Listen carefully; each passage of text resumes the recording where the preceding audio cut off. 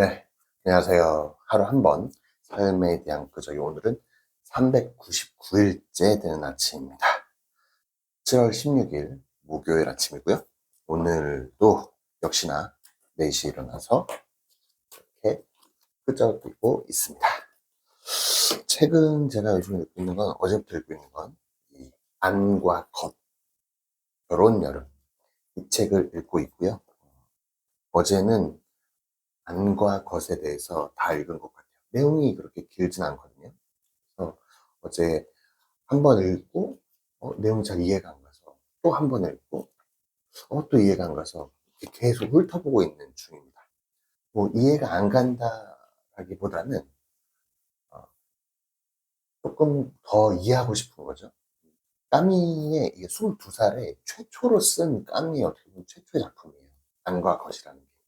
그래서 지금까지 까미가 얘기했던 이방인, 패스트, 반항하는 인간, 뭐 시즈프시나 모든 책들의 근간이 되는 그러한 어떤 철학적인 사상이 구체화되기 전에 뭔가 까미가 그때그때마다 에세이처럼 막 받아 적은 것들, 그거를 모아서 22살에 첫 책을 낸 게 바로 이 안과 것입니다. 그래서 이거를 읽으면 까미에 대한 생각이 어디서부터 시작했는지를 알 수 있어요. 그래서 너무 재밌게 읽고 있는데 뭐 세부적인 내용을 소개한다기보다는 제가 이 책을 읽으면서 너무 오늘따라 계속 제 머릿속에서 떠나지 않는 질문이 있거든요. 진짜 우리가 이 문구가 어떤 문구가 있었냐면 전 생애를 통해서 우리가 진실로 사는 거는 몇 시간이나 될까라는 이 본문의 내용이 글귀가 있어요. 우리가 진짜로 산다라고 하지만 실제로 정말로 살아있는 시간이 얼마나 될까라는 거거든요. 몇 시간이나. 그렇다는 거는 이제 전제 조건이 이제 그냥 숨 쉬는 게 살아있는 게 아니라는 거죠. 내가 어떨 때 살아있는 걸까? 라고 생각하고 질문을 하게 되는 거고, 그 저한테 만약에 답을 이제 감정을 느끼고 아니면 사유하고 이런 것들을 하는 상태가 살아있다라고 한다면, 왜냐하면 여기에서 본문에서도 처음에 어제도 그제도 얘기했는데 왜라는 질문부터가 시작이 되잖아요. 뭔가 무대 장치가 제거됐을 때 우리가 매일 습관처럼 반복되는 일상에서 잠깐 벗어나야 되는데 벗어나기 위해서는 생각할 시간, 고독한 권태, 뭐 이런 것들 혼자 있는 시간이 생겨야지만 되는 거죠.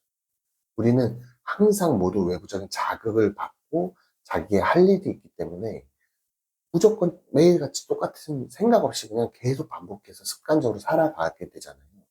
근데 그 상황을 벗어나서 자기 자신을 들여다보고 과연 이 고독한 거죠. 막 생각이 그때 떠오르게 되거든요.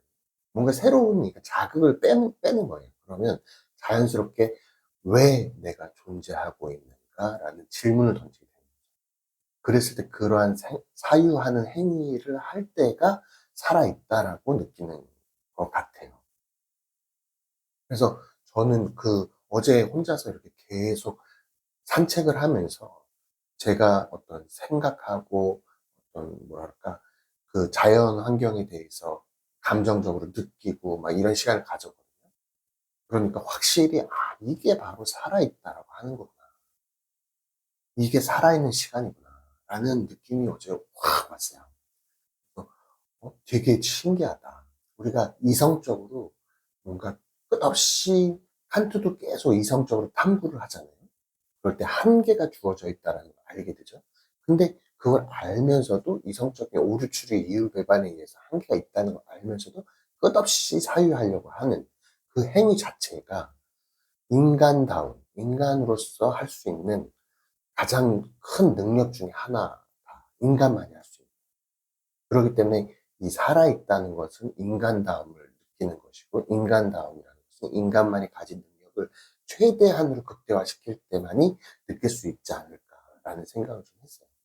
그래서 이성적인 부분도 너무나 중요하고, 너무나 인간적으로 느낄 수 있는 부분들이 많은데, 약간은 부정적인 것을 더 많이, 부조리한 것을 느껴야 되기 때문에 그런 걸 느낄 수 있었고, 또 인간다움에서 가장 중요한 것 중에 또 하나가 감성적인 부분입니다. 이게 뭐 동물들도 다 느낄 수 있죠. 하지만 감성적인 부분 중에서도 아름다움, 동물들도 느끼는 동물이 있을 수 있어요. 사랑, 자비심 같은 경우에 동물들이 느끼는 경우가 있을까요? 사랑, 자비, 기쁨, 뭐 감사, 그리고 옳고 그름, 그리고 아름다움, 그리고 선하고 뭔가 악하고 이런 감정적으로 우리가 느낄 수 있는 부분이 과연 동물들도 느낄 수 있느냐에 대해서 한번 생각해 볼 때는 있고, 저 같은 경우에 그래서 인간다움을 느끼는 방법 중에 하나가 또 이러한 인간만이 느끼는 정말로 절대적인 감정들, 이런 것들을 한번 끝없이 깊게 느껴보고 싶다. 그런 것들을 경험하고 싶다. 그런 걸 느끼고 경험할 때가 바로 정말로 살아가는 순간인 것 같다. 라는 생각을 어저께 막 하면서 산책하면서 막 이성적으로도 생각을 하고 자연적으로 느껴지는 어떤 뷰들을 감각적으로 느끼려고 되게 체험하려고 노력을 많이 했거든요. 쫙 오는 것 같아요. 너무 아름다운 거죠.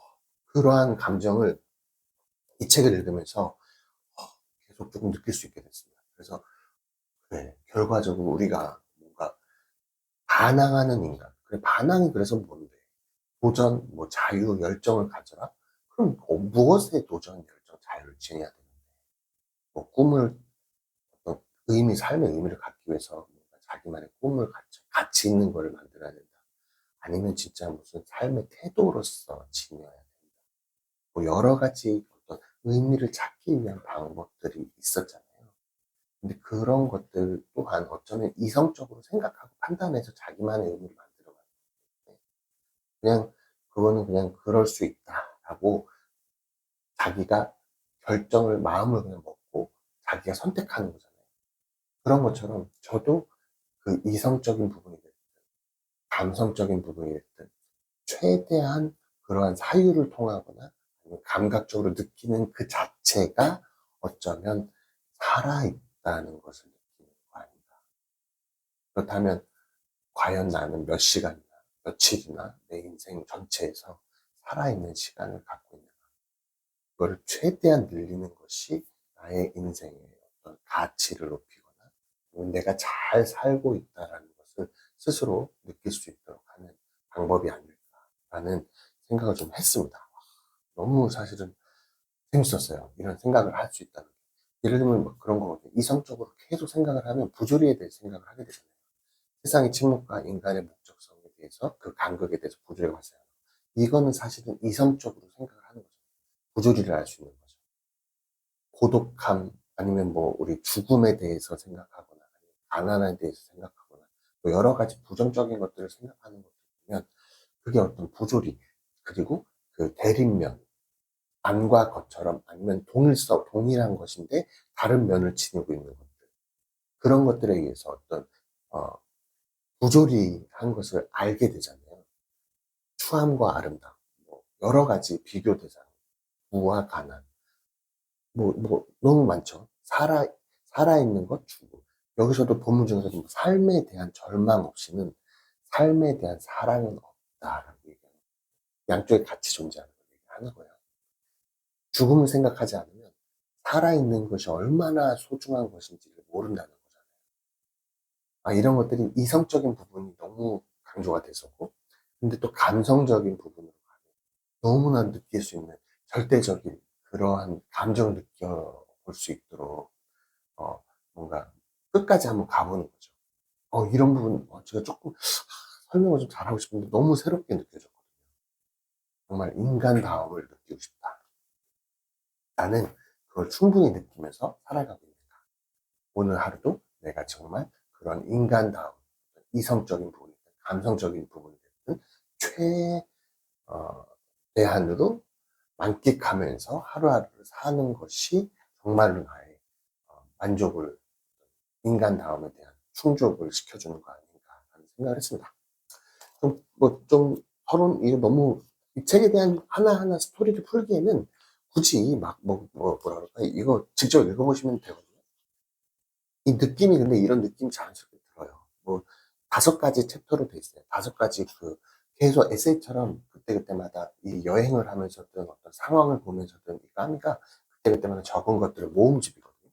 그래서 5개로 이 안가것에서는 나오게 되는데, 뭐, 아이러니, 이건 이제 부조리를 처음 시작하기 전에 나오게 된 거고, 그다음에 긍정과 부정 사이, 이거는 우리가 그러면 부조리에 대해서 반항을 하게 되는데, 긍정과 부정, 둘 다 없이 그냥 관찰하는 거, 그냥 그 중립적인 어떤 태도, 전체적인 거를 다 동일하게 바라보는 태도, 이런 걸 얘기하는 거고, 뭐, 영혼 속의 죽음, 정말로 힘들어할 때, 그 어떤 자기가 고립이나 이런 것들이 됐을 때, 낯선 곳에서 됐을 때, 그러한 괴로움을 느끼는 그런 건 감정들을 좀 표현한 게 있었고, 삶에 대한 사랑.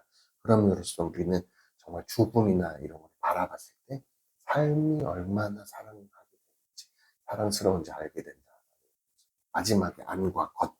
이렇게 설명을 하면서 5개를 해주는데, 까미가 그동안의 어떤 철학적으로 자기만의 생각을 풀어갈 때 근간이 되는 이 22살의 어린 나이에 이러한 글을 쓸 수 있었다는 게, 너무 대단하고 너무, 참 멋있는 것 같습니다.